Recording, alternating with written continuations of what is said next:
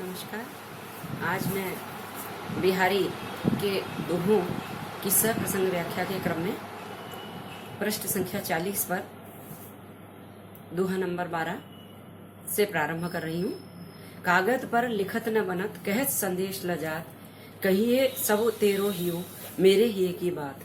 यहाँ एक विरहिणी नायिका अपने प्रिय को संबोधित करते हुए कह रही है कि कागज पर लिखत न बनत, न तो मैं पत्र लिखकर अपनी भावनाओं को प्रकट कर पा रही हूँ, कहत संदेश लजा, और कहने में संदेश को मुझे लज्जा आती है।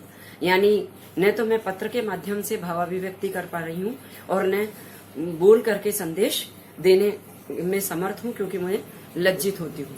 कहिए सब तेरो हियो, मेरे हिये की बात। अत्यंत समर्पण और एकाकार भाव को व्यक्त करती हुई नायिका कहती है कि मेरा तो ये विश्वास है कि तुम्हारा हृदय ही मेरे हृदय की सारी बात कह देगा, अर्थात बिना कहे ही मेरे हृदय की सभी बातों को आप जानते हैं। यहाँ श्रृंगार रस का चित्रण है, वियोग श्रृंगार। बंधु भये का दीन के, को तार्यो रघुराई, टूठे टूठे फिरत हो, झूठे विरद कहाई। यहाँ पर भक्ति संबंधी पद है बिहारीदास का, और इस दोहे में उपालंभ दे रहा है भक्त अपने उद्धार के लिए भगवान श्री राम को बंधु भये का दीन के, कि हे श्री राम, आप दीन बंधु कहलाते हो।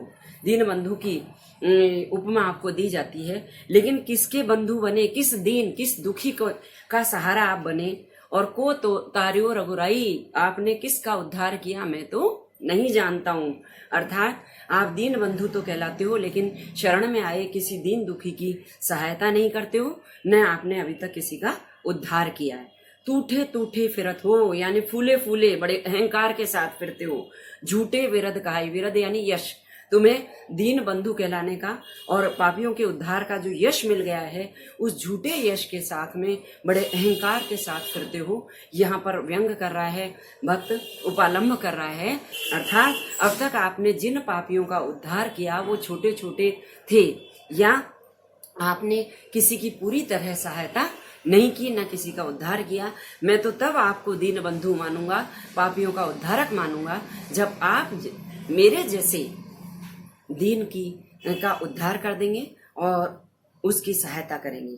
यानी परोक्ष रूप से अपनी सहायता के लिए और अपने उद्धार की कामना यहाँ भक्त भगवान श्री राम से कर रहे हैं। भक्ति संबंधी पद है और अनुप्रास अलंकार यहाँ स्वाभाविक रूप से दिखाई दे रहा है और उपालंभ भी है। जब जब वे सुधि कीजिए, तब तब सब सुधि जाही, आँखिन आँखी लगी रहे, आंखें लागती नहीं। यहाँ एक विरहिणी नायिका का वर्णन किया गया है और अपना दुख यहाँ व्यक्त करती हुई कह रही है कि जब जब वे सुधि कीजिए। यहाँ यमक अलंकार आप ध्यान दीजिए, सुधि शब्द में और आंख शब्द में यहाँ यमक अलंकार है। जहां काव्य की पंक्ति में कोई शब्द एक से अधिक बार आता है और हर बार उसका अर्थ अलग होता है, वहां पर यमक अलंकार होता है। जब जब वे सुधि कीजिए, तब तब सब सुधि जाई। जब जब मैं उनकी सुधि करती हूँ, यानी उन्हें याद करती हूँ, तब तब सब सुधि जाई। तब तब मेरी सारी चेतना, मेरी सारी याद चली जाती है। तो एक सुधि यानी स्मरण करना, जब जब मैं उनको स्मरण करती हूँ तब मेरी सारी चेतना समाप्त हो जाती है, यानी अपनी सुध बुध खो देती हूँ। आंखिन आंखी लगी रहे, मेरी आंखें तो उनकी आंखों की तरफ लगी रहती है, अर्थात मेरी आंखें तो निरंतर प्रतीक्षारत रहती है। आंखें लागती नहीं, लेकिन मेरी आंखें नहीं लगती है, मतलब मुझे नींद नहीं आती है।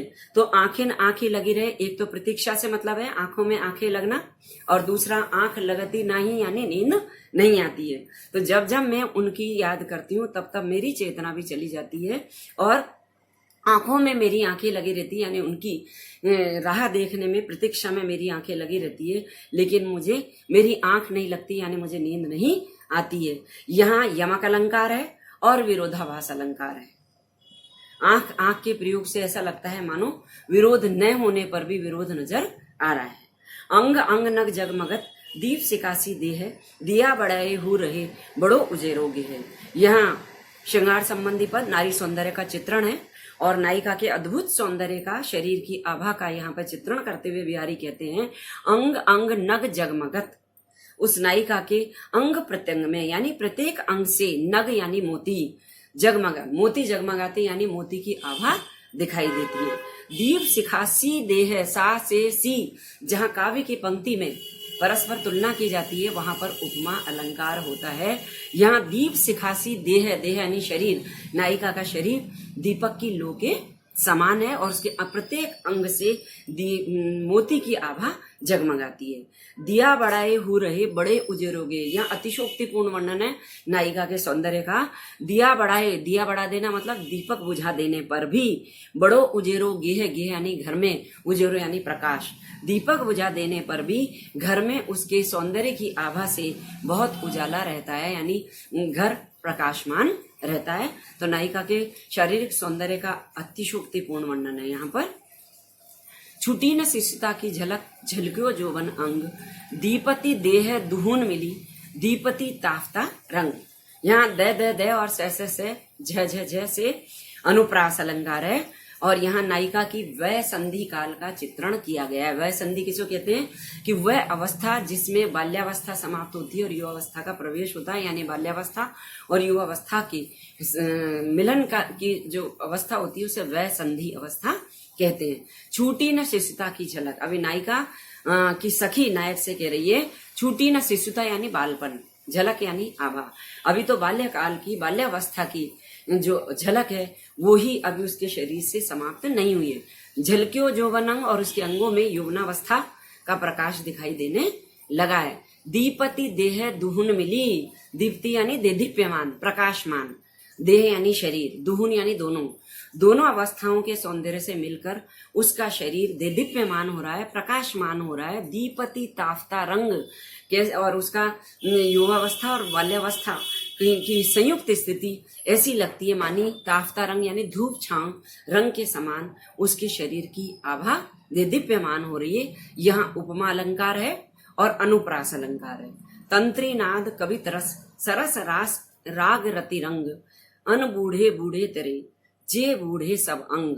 तंत्री नाद कवि तरस, यहाँ कलाओं के महत्व को स्पष्ट करते हुए बिहारी कवि कहते हैं कि वीणा के स्वर में, तंत्री यानी वीणा, नाद यानी स्वर, वीणा के स्वर में, कवित रस कविता के रस में, सरस राग मीठी राग यानी मधुर संगीत की राग में, रति रंग और प्रेम के रंग में, अन बूढ़े बूढ़े, अन बूढ़े यानी नहीं डूबने वाले, बूढ़े यानी डूब जाते हैं, तरे यानी तिर जाते हैं, जे बूढ़े सब अंग, बूढ़े यानी डूब जाना, सब अंग यानी अंगों सहित। यहाँ विरोधाभास अलंकार की झलक दिखाई दे रही है। वास्तव में जिस काव्य की पंक्ति में विरोध न होने पर भी विरोध की आभास होता है वह विरोधाभास होता है। यहाँ बिहारी कह रहे हैं वीणा के स्वर में, कविता के रस में, मधुर संगीत में और प्रेम के रंग में जो संसार के लोग अन बूढ़े बूढ़े जो डूबते नहीं है वो इस संसार में डूब जाते हैं, यानी कोई आनंद की प्राप्ति नहीं कर पाते। तरे जे बूढ़े सब अंग, और इन कलाओं में जो अंगों सहित यानी पूर्ण रूप से डूब जाते हैं वो इस संसार से तिर जाते हैं। यहाँ भी अनुप्रास अलंकार है और विरोधाभास अलंकार है। सहज सचिंकन श्याम रुचि, सुचि सुगंध सुकुमार, गनत न मन पथ अपथ लखी, बिथरे बिथरे बार। बार यानी बाल, बिथरे बिथरे यानी बिखरे हुए। नायिका के बिखरे हुए सुंदर बालों का वर्णन यहाँ पर किया गया है। स्वाभाविक रूप से सुंदर बाल हैं इसलिए स्वभावोक्ति अलंकार और अनुप्रास अलंकार है। सहज सचिंकन, सहज यानी स्वाभाविक रूप से, सचिंकन यानी चिकने, श्याम यानी काले, रुचि यानी सुंदर, सुचि यानी पवित्र और सुगंधित सुंदर बाल हैं उस सुकुमार नायिका के। स्वाभाविक रूप से चिकने, काले, सुंदर और सुगंधित पवित्र बाल हैं और उन बालों को देख करके गणत न मन, मन नहीं गणना कर पाता है, गणत यानी निर्णय नहीं कर पाता है, पथ अपथ उचित और अनुचित मार्ग का निर्णय नहीं कर पाता है मन, लखी यानी देखकर, बिथरे सुथरे बाल।